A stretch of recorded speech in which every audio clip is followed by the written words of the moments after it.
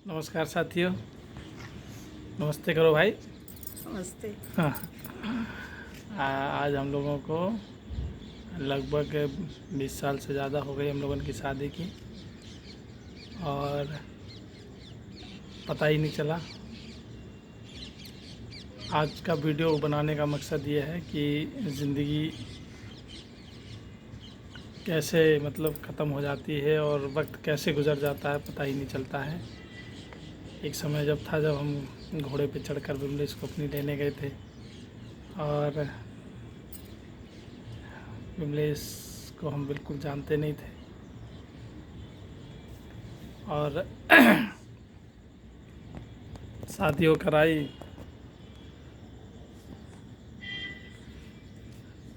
विदा होने लगी तो विमलेश हमारी रो रही थी। विमलेश रो रही थी, मैं भी रोने लगा। याद है? हम लोग रोने लगे। ये भी उधर रो रही, उधर हम रो रहे थे गाड़ी के पास खड़े होके। लोग हम पे हंस रहे थे, और मैं सोच रहा था कि यार, लड़की का कितना बड़ा कलेजा होता है, अपने माँ बाप को छोड़ के और किसी पराए घर में चली जाती है बेचारी, और कितना दुख होता है उसको। उसी वजह से फिर हमने प्रण किया कि भाई अपनी विमलेश को हम कभी फिर रोने नहीं देंगे। ज़िंदगी के उतार चढ़ाव के साथ साथ हम लोगों ने बहुत अच्छा जीवन जिया है और जी रहे हैं। ये बड़ी ईश्वर की कृपा है, और हम यही चाहते हैं कि हम लोग ऐसे ही खुश रहें, मस्त रहें। और बहुत सारी चीज़ें तो हमें याद नहीं हैं। वो शादी के बाद लेने जब आते, क्या बोलते थे? चौथी चौथी के याद करो, कुछ आपको याद हो तो बताओ मुझे। जब हम आ रहे थे, हाँ, हाथ हटाओ, बात करो। जब आ रहे थे हम तो जी खड़े खड़े हम देख रहे थे कि रो रहे थे जी। इसलिए रो रहे थे कि हमारी विमलेश हमको छोड़ के जा रही है, और हमें पसंद नहीं था कि विमलेश हमारी कहीं जाए, तो उस वजह से हम रोए थे। और पूरा गांव देख के हंस रहा था। लेकिन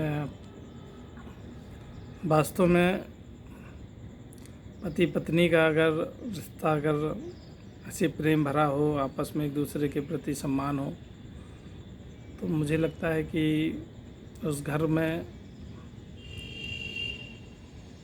खुशियों की जो परिभाषा होती है वो पूरी लागू होती है। तो उस छोटे से संसार में हम लोगों ने जैसा जो संघर्ष बना किया, और नौकरी लगी, ट्रेनिंग पे गए, विमलेश अकेली रहीं। विमलेश के पत्र जो हमारी ट्रेनिंग में आते थे हर हफ्ते, वो मुझको अगले हफ्ते की प्रेरणा और ताकत देते थे। मैं उनको पढ़कर बस शिकायतें होती थी विमलेश को कि शिकायत कुछ नहीं होती थी हम। तुम्हें नहीं होती थी, हमें होती थी, है ना? शिकायत नहीं होती थी, हमें तो खुशी होती थी कि चलो हमारे पति की सर्विस लगी है तो हमें खुशी है। ये बड़े भाग्य की बात है, इसमें कोई शक नहीं है। और हमारे साथ के तमाम लोग हैं जो इतना ध्यान नहीं देते थे, लेकिन पूरी बैरक में मैं शाम को विमलेश की फ़ोटो देखकर और डायरी में ज़रूर लिखता था और सपने देखता था। लेकिन ज़िंदगी में एक प्रेम ही है जो हम दे पाए। सपने बहुत बड़े बड़े थे, वो सारे सपने पैसे से पूरे होते हैं, तो हमारी एक एवरेज नौकरी में उतना हम नहीं कर पाए। आज भी हमें इस चीज़ का वो है, लेकिन जिस हिसाब से लोगों की ज़िंदगी के जो मकसद होते हैं और सपने, मनोकामनाएं होती हैं, उनमें से मैंने सबसे बड़ा अचीवमेंट तो पूरा कर ही लिया कि हमने घर बना लिया। और घर बना के आज हम लोग अपनी छत पर बैठ के, देखिए, आप सब लोगों के लिए वीडियो बना रहे हैं, और एक अच्छे वक्त से जीते जीते आज इतना बुरा वक्त, इतनी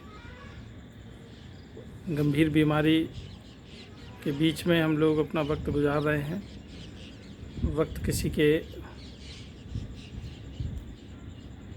पिताजी का नहीं होता है।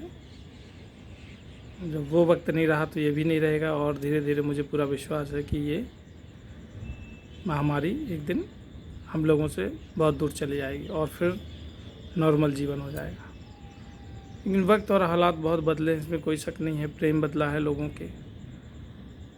आज हम लोग इतने खुश हैं या बढ़िया से रहते हैं, तो लोगों को भी थोड़ा सा, हम लोगों को देख के खुशी में, लोग हमारे जो अपने हैं वो भी हमसे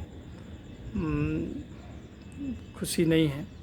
पता नहीं क्यों नहीं है, लेकिन उनकी परवाह नहीं है। हम लोगों को जो अच्छा लगता है हम लोग वो करते हैं, और बिना किसी डर और बिना किसी भय के। और मेरी पत्नी को पूरा सपोर्ट है, और मेरी पत्नी मेरे घर की महारानी है, और सारी हुकूमत उसी की चलती है, अच्छी हो या बुरी। और मैं आप लोगों से भी यही अपेक्षा करता हूँ कि आप लोग भी अपने घर में प्रेम ढूंढें।